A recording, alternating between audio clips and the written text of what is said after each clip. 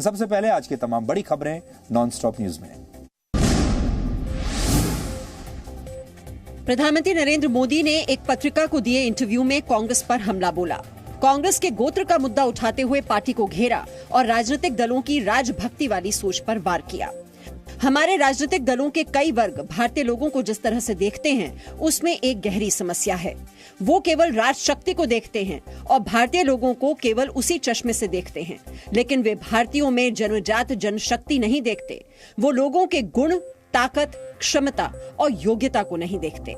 प्रधानमंत्री ने इस इंटरव्यू में ये भी कहा कि अभी तक पार्टी को जिताने के लिए सरकारें चलती थीं, सत्ता के लिए सरकारें चलती थी, लेकिन अब देश बनाने के लिए सरकार चल रही है।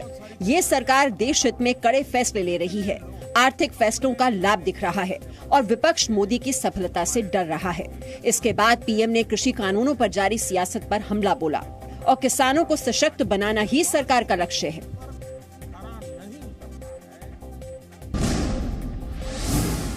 राष्ट्रपिता महात्मा गांधी और पूर्व प्रधानमंत्री लाल बहादुर शास्त्री की जन्म जयंती पर देश ने उन्हें याद किया। प्रधानमंत्री ने सुबह राजघाट पहुंचकर बापू को श्रद्धा सुमन अर्पित किए। शाम को भी गांधी स्मृति पहुंचकर बापू को नमन किया और 2 अक्टूबर के विशेष दिन जल जीवन मिशन ऐप को लॉन्च करने के साथ ही ग्राम सभाओं से जल जीवन संवाद किया।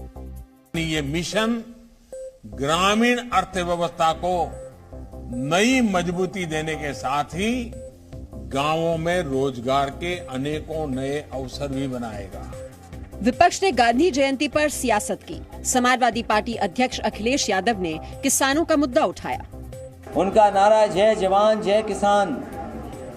आज जवान भी दुखी है, किसान भी परेशान है। और किसी देश में जो किसान हमें कपड़े देता है, जो किसान हमारा पेट भरता है, उसे कभी इतना अपमानित नहीं होना पड़ा होगा। कांग्रेस नेता कपिल सिब्बल ने गांधी जयंती के मौके पर सियासत करते हुए प्रधानमंत्री को असत्य की आंधी कहा। मैं मोदी जी से पूछना चाहता हूँ, वो सत्य कहाँ गया? हर चीज पे तो असत्य है। आंकड़ों पे असत्य, वाणी में असत्य, काम करने में असत्य। यूपी में आज मुख्यमंत्री योगी आदित्यनाथ ने 2 बड़ी बैठकें की। पहली बैठक 5 अक्टूबर को लखनऊ में होने वाली प्रधानमंत्री नरेंद्र मोदी के दौरे से जुड़ी थी।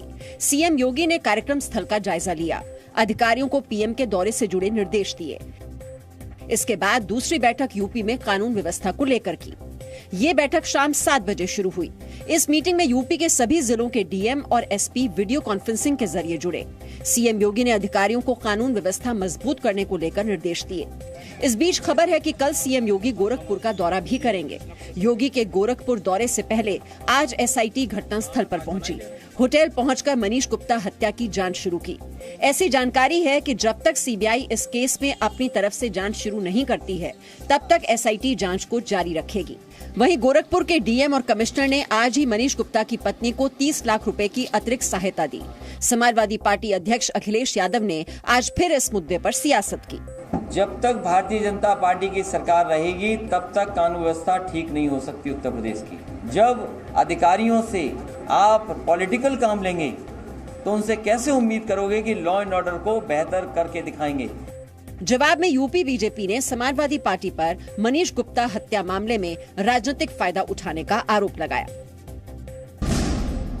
कांग्रेस पर पंजाब के पूर्व मुख्यमंत्री कैप्टन अमरिंदर सिंह ने आज फिर से हमला बोला। कैप्टन ने बिना नाम लिए पंजाब कांग्रेस प्रभारी हरीश रावत और कांग्रेस प्रवक्ता रणदीप सुरजेवाला पर निशाना साधा। कैप्टन ने कहा, कांग्रेस के कई नेता ध्यान भटकाने के लिए झूठ फैला रहे हैं और कांग्रेस में गलतियों की कॉमेडी हो रही है। उधर पंजाब कांग्रेस अध्यक्ष पद से इस्तीफा दे चुके नवजोत सिंह सिद्धू ने आज राष्ट्रपिता महात्मा गांधी और पूर्व प्रधानमंत्री लाल बहादुर शास्त्री की जन्म जयंती पर ट्वीट करके कहा कि पद रहे या ना रहे, वो राहुल गांधी और प्रियंका गांधी वाड्रा के साथ खड़े रहेंगे। गांधी जी और शास्त्री जी के सिद्धांतों को कायम रखेंगे। पद रहे या नहीं रहे, राहुल गांधी प्रियंका गांधी के साथ खड़ा रहूंगा। सभी नकारात्मक ताकतें भले मुझे हराने की कोशिश करें, लेकिन सकारात्मक ऊर्जा के हर औंस से पंजाब को जीत मिलेगी। पंजाबियत और हर पंजाबी की जीत होगी। सिद्धू के इस बयान को नरम रुख अपनाने के तौर पर देखा जा रहा है। पंजाब के अलावा छत्तीसगढ़ कांग्रेस में भी घमासान मचा है। पिछले 3 दिन से छत्तीसगढ़ के कई विधायक दिल्ली में डेरा जमाए हुए हैं। आज गांधी जयंती पर 25 विधायक शाम को राजघाट पहुंचे। खबर है कि अगले 2 दिन में छत्तीसगढ़ के कई और कांग्रेस विधायक भी दिल्ली पहुंच सकते हैं। हालांकि दिल्ली में जमे विधायकों की अब तक केंद्रीय नेतृत्व से कोई मुलाकात नहीं हुई है। चर्चाएं की जानकारी नहीं है, बोला काम नहीं और साथ ही विधायक पहुंचे हैं तो हमें भी बुलाए हैं। समर्थन पत्र की जानकारी नहीं है। मुख्यमंत्री भूपेश बघेल ने विधायकों की दिल्ली दौड़ पर कहा कि सभी विधायक घूमने के लिए स्वतंत्र हैं और ये दावा भी किया कि वो छत्तीसगढ़ को पंजाब नहीं बनने देंगे।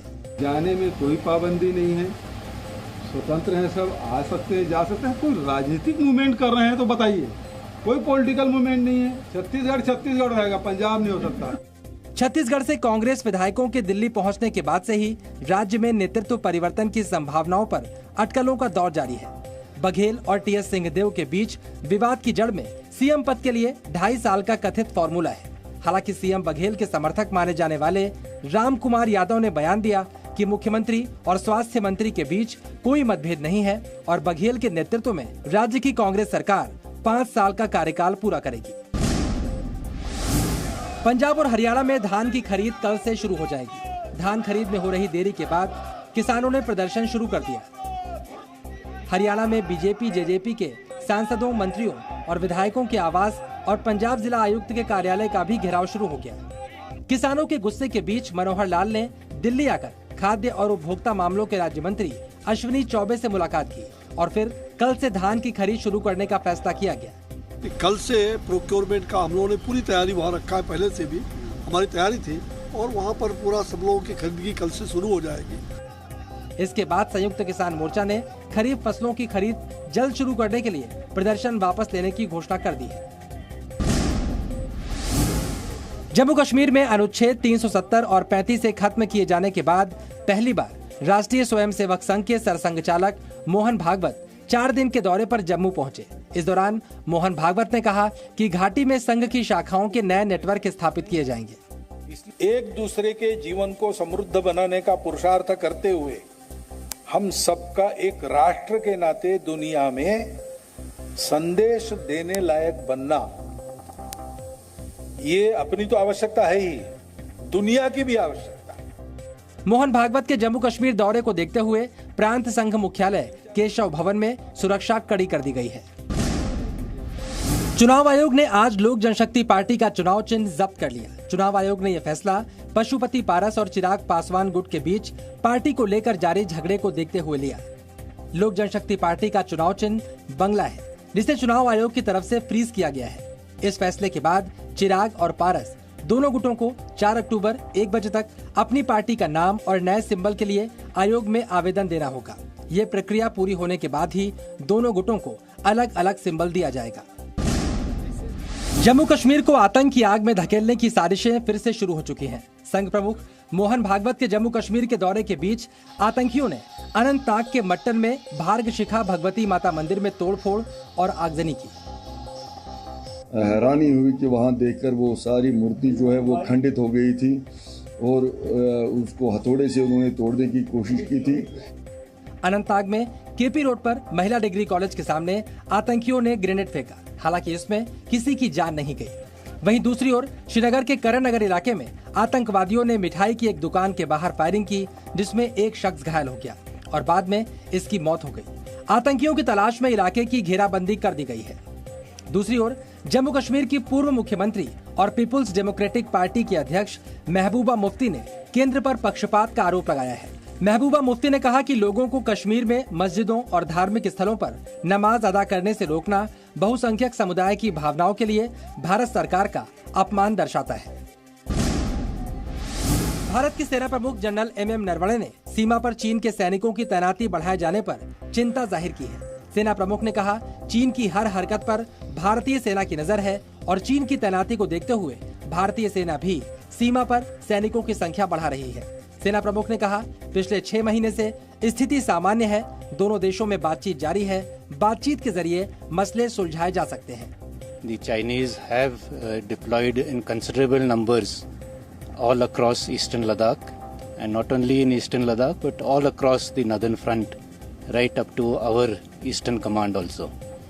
So definitely there has been an increase in their deployment in the forward areas, which remains of course a matter of concern for us. Pakistan के सीज़फायर उल्लंघन पर भी सेना प्रमुख ने बयान दिया है।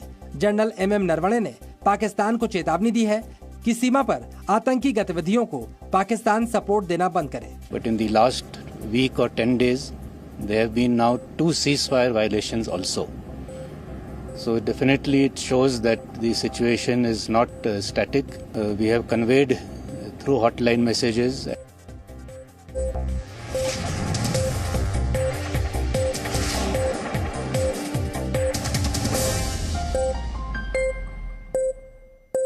Presenting B News app, available on Google Play and App Store. Download it now.